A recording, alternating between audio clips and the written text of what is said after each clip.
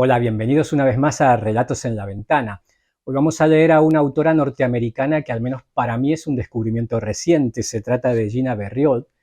Es una escritora que vivió en el siglo XX, falleció en 1999, nacida en 1926, nació y murió en el estado de California, es decir, que vivió toda su vida en ese estado de la costa oeste de los Estados Unidos.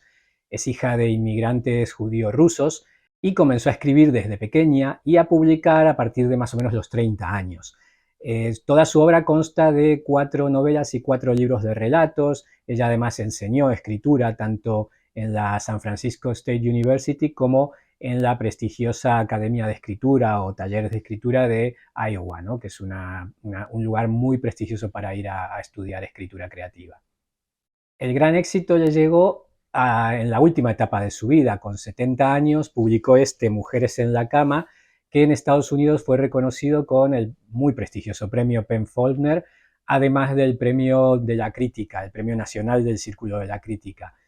También durante su vida recibió numerosas becas y distintos premios a cuentos individuales, como por ejemplo Lou Henry, que también es un premio muy prestigioso. Es decir, tuvo un reconocimiento en vida, si bien no tuvo una gran fama. Y ahora, esto por primera vez, este es el primer libro que se publica en español, este libro de cuentos con el que ganó con 70 años el Penn Faulkner. Se publicó en 2018 en la editorial Hus de México y ahora recientemente, el año pasado, aquí en España, la editorial madrileña Muñeca Infinita ha publicado una de sus novelas más conocidas en los Estados Unidos, que se trata de El Hijo, una novela de 1966. Es decir, es una autora que se está empezando a recuperar y por lo menos se está empezando a descubrir para los que leemos en español. Muy bien, pues sin más, para que quien no la conozcáis, a lo mejor como yo supongo que muchos no la conoceréis, os voy a leer uno de los cuentos de este libro premiado de Mujeres en la cama, que se titula La Caleta. A veces el álbum del agente inmobiliario se abrirá por las fotografías de casas que no están al alcance de la pareja sentada al otro lado de la mesa, y la esposa sacará la mano casi instintivamente para ver eso que está por encima de sus posibilidades. De las distintas propiedades, la pareja se demorará más en una casa concreta de la isla, una a sotavento. La mujer expresará en voz alta que le encantaría que pudieran permitírsela. Reirá, suspirará y se relajará de forma indecorosa en unos momentos que exigen reserva, mientras su marido acepta a duras penas, enfadado y negando con la cabeza. Después de las habituales excursiones con el agente a varias casas de la ciudad y los barrios adyacentes, seleccionarán una no muy diferente de la que tienen. La propiedad que ambicionaban solo se enseña a las afortunadas familias para las que cualquier hora es buena. Las personas que a veces deambulan por casas que no pueden permitirse, bien sea para impresionar al agente inmobiliario o para hacerle perder el tiempo por pura venganza, aunque no lo conozcan, jamás se aventuran por los verdes terrenos de la propiedad ni traspasan el umbral. Es demasiado hermosa para violentarla con un compromiso imposible, o incluso con ese deseo de venganza totalmente irracional contra la gente. Cualquiera que haya pensado en hacer esa clase de excursiones desiste de su propósito si percibe sospechas en el agente. Aunque todo sea amable y parezca posible mientras se sientan alrededor de la mesa de la agencia, codo con codo, rodilla con rodilla y mano con mano sobre mapas y cerillas, un abismo se abre de repente entre ellos y él. El agente inmobiliario abrió la verja de hierro forjado, se hizo a un lado y esperó a que todos los miembros de la familia pasaran al jardín. Después los siguió a una distancia discreta para no interferir mientras ellos experimentaban la emoción de entrar en unos dominios que con toda seguridad acabarían por ser suyos y quedarían libres de intrusos como él mismo. Inclinó la cabeza para elegir una llave de la funda de piel verde que tenía en la palma de la mano y que el dueño de la casa le había entregado. El padre encabezaba la marcha con la más pequeña de sus 4 hijos, una niña de 2 años que aún andaba con torpeza, agarrada a su dedo índice. Los seguían los 2 niños, uno de 12 y otro de 9, ambos delgados, ambos con pantalones cortos color canela y suéteres blancos con finos ribetes rojos. La hija mayor, una chica de 16 años, caminaba detrás y los anchos tablones de su corta falda blanca se abrían y cerraban al andar. La madre, joven a pesar de los muchos hijos, cerraba la procesión. El agente inmobiliario desde luego no formaba parte de esta. Seguía respetuosamente a la madre a 1 metro de distancia, observando casi contra su voluntad cómo vibraban con los movimientos de su cuerpo las flores y los distintos tonos de su vestido. El padre se detuvo en el centro de aquel crepúsculo esmeralda, entre helechos, bambúes y arbustos en flor, y todos los demás se detuvieron también. El jardín estaba lleno de un murmullo que parecía emanar de su propia exuberancia, hasta que se hizo evidente que era el constante susurro del mar que chocaba contra las rocas al pie de la montaña. Dos mainatos salieron volando de un lichi del jardín, aletearon sobre la carretera y se posaron sobre un árbol del pan en lo alto de la ladera. El agente inmobiliario abrió con la llave la pesada puerta de teca, la encontró atascada y la empujó apoyando en ella la frente. Los miembros de la familia se abrieron en abanico por la gran habitación, dirigiéndose hacia la pared con puertas correderas que les ofrecía una inmensa panorámica del mar. El agente deslizó uno de los paneles de cristal, atravesaron la terraza hasta el muro de piedra y se apoyaron en él para mirar las masas de tierra a ambos lados. Unos enormes hombros verdes que parecían encogerse y desencogerse bajo la cálida luz del sol. Hacia abajo en vertical se veía una escalera de caracol, también de piedra, y al pie, muy al fondo, la caleta. Negras rocas volcánicas la bordeaban dándole una forma de luna en cuarto menguante. El mar rompía en la barricada del arrecife, se colaba espumoso por debajo de las rocas y recorría casi lánguidamente la caleta para luego romper otra vez. El agente inmobiliario se tomó la libertad de apoyar los codos en el muro como todos los demás. La suave brisa que subía le pegó al pecho la camisa, tan blanca que relucía al sol. Durante unos instantes, ésta se agitó como sacudida por los latidos del corazón. Luego el viento siguió su camino y volvió a colgar floja y quieta. El agente no era ni alto ni bajo, ni gordo ni flaco. Sin embargo, era como si hubiera arribado a esa alegre medianía por su propio esfuerzo. A primera vista, su cara anunciaba que estaba abierto a cualquier petición razonable, pero una observación más detenida revelaba además una satisfacción por los placeres concedidos a anteriores clientes, disimulada por pura modestia. A los ojos del padre, un hombre que consideraba la astucia una virtud, el agente inmobiliario era un hombre sencillo y carente de astucia. El agente permaneció en silencio mientras ellos miraban hacia abajo, contemplaban y elogiaban con la sensación de que una sola palabra suya resultaría tan intolerable como un intruso en la privacidad de aquella caleta inestimablemente privada. Cuando empezaron a entrar de nuevo en la casa para inspeccionar las habitaciones, el agente se colocó junto al padre y señaló la firmeza de las vigas, la solidez de los suelos de teca, la espléndida utilización del mármol. Los sirvientes no serían problema, les dijo, aunque les aconsejaban no preguntar en el pueblo. Allí podrían encontrar a personas dispuestas, pero que no eran de fiar. Gente que preferiría seguir viviendo en su casa e ir a trabajar por la mañana, cuando le apeteciera hacerlo. En su oficina tenía una lista de sirvientes con referencias en las que había una pareja, japonesa, que él recomendaba por encima de todos los demás. El agente no acompañó al padre y a los niños mayores a la caleta. Se quedó en la casa recorriendo las habitaciones con la madre y la pequeña y esperando con ellas en el jardín a que los demás volvieran de la pequeña excursión.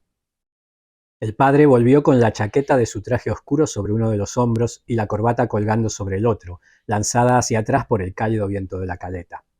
Los dos chicos se negaron a sentarse, aunque jadeaban a causa del ascenso. Permanecieron allí cambiando el peso de un pie al otro, nerviosos, retirándose una y otra vez el pelo de la frente.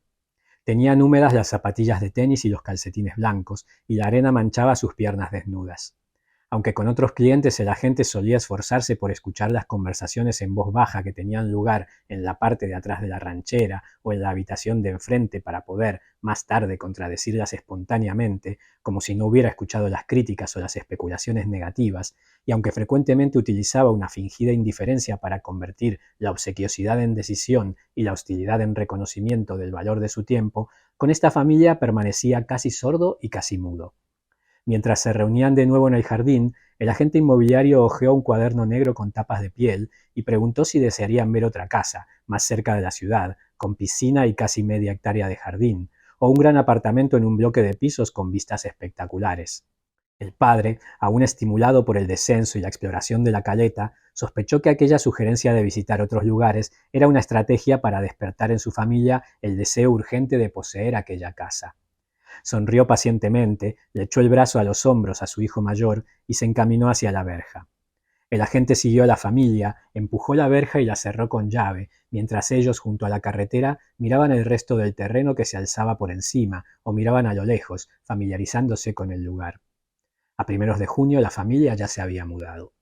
Las sillas de lona y la chaiselong daban color a la terraza, y en la caleta una pequeña barca de remos aparejada con una vela amarilla parecía una flor flotante. Los niños se llamaban unos a otros por las escaleras produciendo un ligero eco, y a veces en los escalones o en la arena quedaba olvidada durante la noche y parte del día siguiente una prenda de color brillante o una toalla que vista desde arriba reivindicaba aquella zona para la familia. La fragancia de la plumeria y el jengibre florecido descendía hasta la caleta y el aroma del mar ascendía, impregnando las habitaciones de la casa. A ciertas horas del día, las primeras de la mañana o las últimas de la tarde, el agua de la caleta era el oscuro y gigantesco espejo de un narcisista perfumado por la mezcla de aromas. En junio, 4 primos entre los 7 y los 11 años aterrizaron en la isla. Llegaron juntos. Aunque procedían de 2 familias distintas, los mayores estaban a cargo de los pequeños. Toda la familia fue a recogerlos al aeropuerto. Ya estaba atardeciendo cuando los niños bajaron a la caleta. Los 2 hijos y la hija mayor de la familia anfitriona se aventuraron en dirección al arrecife un poco más lejos que sus primos, quienes, primerizos en un mar como ese, estaban sobrecogidos por el gradual alejamiento de los demás en la oscuridad y la distancia, y por el espanto que les producía su confinamiento en aquel gran cuenco de piedra, que parecía encogerse cuando echaban la cabeza hacia atrás y miraban arriba los grandes lomos de tierra, y más arriba aún, en mitad de la montaña, la casa iluminada que colgaba en la sombría masa verde. En cierta ocasión, cuando acompañaba a un ejecutivo de una cadena de hoteles que estaba interesada en esa zona de la isla, el agente pasó en su ranchera por delante de la casa. El cliente hablaba sin parar y el agente no intentó localizar el follaje y la verja que marcaban la propiedad hasta que estos habían quedado 1,5 kilómetros atrás. En los días de opresiva canícula, el calor húmedo, el brillo metálico y apagado de las aguas, el tórrido jardín y el macizo de tierra en el que se encaramaba la casa, todo parecía formar parte de un rito de iniciación. Eran más conscientes que nunca de que vivían en una isla. En otros días más agradables, hallarse rodeados de mar había empezado a ser una sensación tan habitual como estar sobre el continente en el que habían nacido, pero el calor aflojaba las amarras de la isla y del recuerdo, y el propio continente parecía menos sólidamente asentado en la tierra. Los niños nadaban por la mañana y volvían a nadar por la tarde, jugaban a las cartas y otros juegos bajo 3 grandes sombrillas en la arena y se entretenían indolentemente en la casa. La madre se daba un chapuzón por la mañana antes de que nadie se levantara. El aire ya era cálido y el sol brillaba, pero ella sentía una frialdad que no habría sentido si su familia la hubiera acompañado. El padre se bañaba por la tarde con los niños. Cada uno de los padres tenía un momento del día para sí. Después del baño, el padre se tumbó boca abajo en la arena con los pies en dirección a la tierra y la cabeza hacia el mar. Cerró los ojos y escuchó el agua, el ladrido del pequeño caniche negro que corría arriba y abajo por las zonas poco profundas y las voces de los más pequeños bajo las sombrillas. Levantó la cabeza para cambiarla de lado y miró a lo lejos las figuras que sobresalían del sereno oleaje. 3 de ellas estaban más o menos en fila, la cuarta, su hijo mayor, estaba más lejos, flotando. Volvió a bajar la cabeza y no vio cómo el muchacho salía disparado por los aires. Uno de los niños más pequeños, que estaba en la arena, lo vio y se rió ante lo que consideró una portentosa payasada de su primo. El grito del hijo le llegó al padre por 2 vías, por el agua y a través de la arena, reverberando por todo su cuerpo. El chico estaba en el mismo punto, con los brazos levantados. A pocos metros de él, una aleta oscura se separó del enjambre de puntos negros que estorbaban la visión del padre en aquella intensa luz. Rodeó al muchacho y desapareció. El chico desapareció con ella, perdido como la aleta en el agua y el aire relucientes. El alboroto en el agua impidió que el resto de los niños percibieran el terror que había en el grito. Estaban acostumbrados a ver a su padre correr a meterse en el mar, y su resistencia en el agua durante muchas horas al día les daba, como suele suceder, una secreta sensación de que ellos compartían esa fuerza. El enorme cuerpo negro deslizándose por delante, alrededor y detrás de ellos, hizo que escaparan a la orilla con tanta torpeza y extravagancia como si jamás hubieran aprendido a nadar. Los niños bajo las sombrillas se acurrucaron como una piña, de cara al mar o a los acantilados, gritando el nombre del chico. El padre sintió que el tiburón se deslizaba debajo de él, incluso lo entrevió, y le pareció que su propio cuerpo se disolvía, como si aquella criatura que se deslizaba lánguida y monstruosamente lo destruyera sin tocarle. Por encima de la caleta, un niño subía los escalones gritando en dirección a la casa el mismo nombre que los niños gritaban abajo, tropezando con el perro que corría delante de él, que se paraba y volvía a correr sin parar de ladrar. La hija, con la ayuda de los chicos mayores, empujó el pequeño bote por la arena hasta el agua. Remó sola para dejar sitio a su padre y a su hermano hasta el lugar en el que su padre se había sumergido, y esperó allí mientras el bote se balanceaba como si quisiera arrancarle los remos de las manos. Esperó ver de nuevo la aleta y el enorme cuerpo oscuro, pero no vio nada en el enorme cuenco de agua clara y luminosa, excepto por la mancha de sangre que se extendía a 1 metro escaso del bote. El padre emergió y volvió a sumergirse, volvió a emerger y se agarró a un costado del bote. El sonido de su respiración era el del terror que los invadía mientras se movían y mecían empujados por el agua. Tras descansar unos minutos, el padre volvió a sumergirse y cuando salió, levantó hacia ella el cuerpo del muchacho. La chica tendió sus bracitos para sujetar el cuerpo de su hermano contra el vaivén y los tirones del agua, mientras su padre se encaramaba al bote. Después los dos juntos arrastraron el cuerpo hacia arriba. El agente abrió la verja y se puso a un lado para dejar que la familia pasara primero. Cruzaron el jardín. Un niño y una niña daban vueltas alrededor de los padres y se metían entre ellos, forcejeando por ir delante. No todos los miembros de la familia estaban presentes. 2 de los hijos mayores estaban internos y un tercero en la universidad. Hacía solo unos minutos que había llovido. El vapor se levantaba del tejado y un resplandor avanzaba entre las sombras del jardín. Unas cuantas palomas se agitaban en los árboles. Cuando el agente se dirigió hacia la casa, los padres lo siguieron sin dilación. El agente habló muy poco mientras los guiaba por la terraza y las habitaciones, como si las palabras fueran innecesarias, porque resultaba evidente que la propiedad sería para aquella familia. Esa seguridad confundía a la madre. Antes de casarse había sido una ambiciosa actriz y los años de matrimonio, solo 2 de los niños eran suyos, no habían logrado que superara su desconfianza ante cualquier certidumbre aparente. Sentía la necesidad de atraer la atención de la gente, y aunque su mirada pareciera seducirlo, le transmitía su deseo de atacar. Él no la miró a los ojos, sino que se puso en marcha con la cabeza inclinada, como en un acto de solemne comprensión para continuar guiando a la familia. Este es el relato La Caleta, de Gina Verriol. Espero que os haya gustado.